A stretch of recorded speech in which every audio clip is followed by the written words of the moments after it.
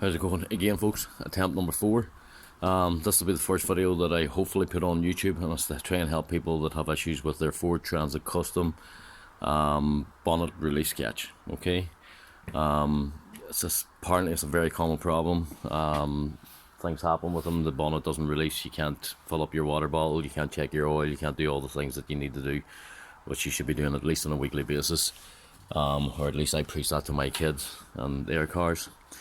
So as I say, what we've got here is typical Ford key, a long wheelbase version of the Ford Transit Custom. It's a 2015. I'm a wee bit of a gardener, so you know, anyone wants to get a bit of gardening done in the Derry area, just contact me. We can do pretty much anything. What we have here is, the problem with mine was that I was putting on my key like this, and this left hand turn just wasn't happening, so it wasn't. Now, as you see, when you turn it to the left, this is what it does. It releases this, so that allows the bonnet to pop, and then you'll turn it to the right, and then that'll allow you to lift you see that moving? That allows you to open the bonnet itself. Mine wasn't turning to the left initially, which wasn't releasing it initially, so therefore the turn to the right was just useless. Do you know what I mean? Okay, now what you do when you get this far is make sure you spray a heap of oil around these two parts here to make sure that these are as free as possible. Okay, now basically what I was trying to describe here was, the issue with mine was, there was a guy on YouTube was able to put a bar in through the grill here, and he was able to catch this bit here, so he was able to push this here, and that was able to release. You see, he was able to push this bit here, and it's directly behind the lock, so it is. Okay, now problem with mine is, and this is what I'm going to try and describe to you, so because maybe other people will have this issue, is mine was sitting like this. When I managed to get my thing to the point, this was sitting like this here. Okay, now don't know if you can see this, there's a wee round bit here, so there is. Okay, just literally behind the lock. This needs to sit on it, and it only goes on one way. See, it needs to go on here, right? And this wee plastic thing here, now what I think is a problem with mine, if you'll notice that there's a wee end bit broken off, is that goes in the centre of that, so it does, and it goes in like that, and that then stops it from falling off. But obviously these things must be pretty weak, and they break, and what happens is that with a wee bit of vibration and a wee bit of thing, this white pin comes out, this falls off, and therefore you can't use your key. Okay, and therefore you can't use a bar to push this here to get it to do this,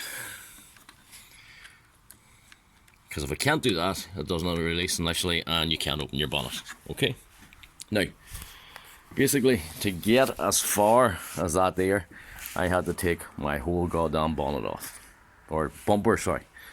Do you know what I mean? Now to get the bumper off, you have to take the number plate off. Okay, there's two, let me see, I think they are 13 bolts that go on here, that attach to this part here, so they do. Okay, right, so when this go back up, I'm going to have to make sure I put that back in.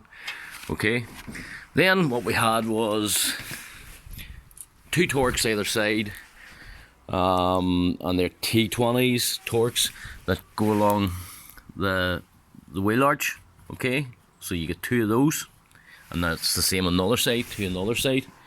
Okay, and then underneath there's a bit of a splash guard, and they're T30s, and there are 4 of those, and those 4 have washers on them.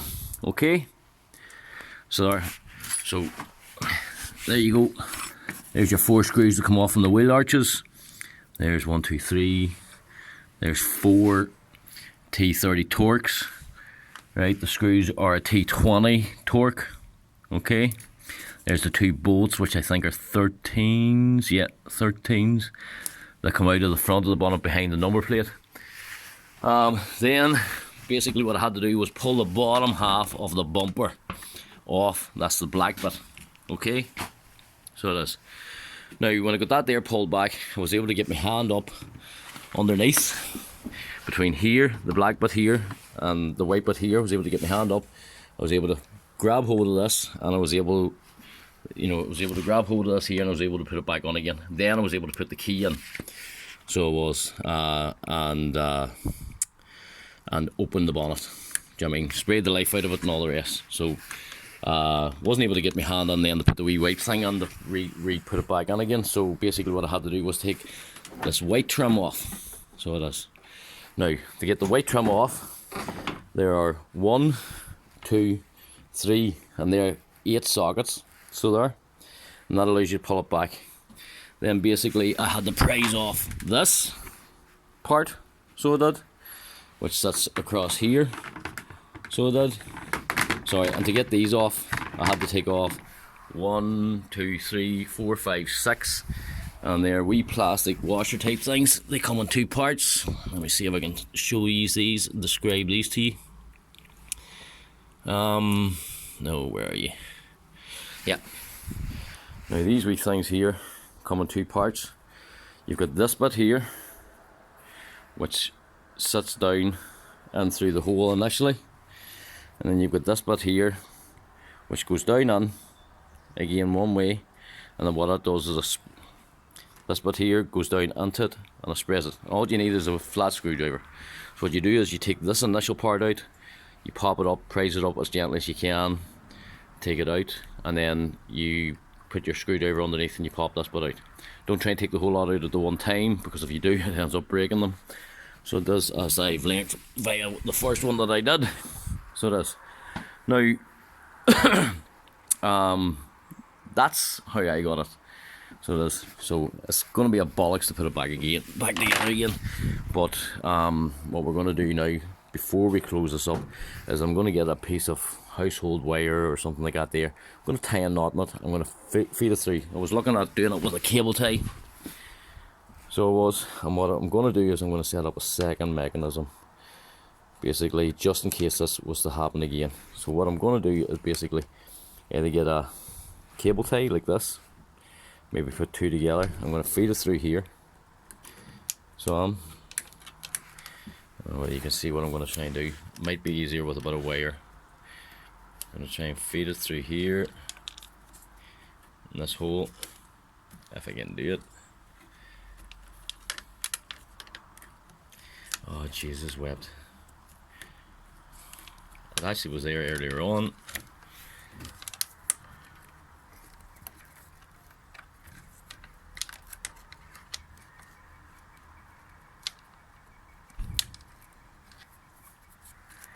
And I'm going to leave it down on here somewhere, so that if this lock mechanism does fail, that I'm going to be able to pull it. So and that's what I intend to do. So it is.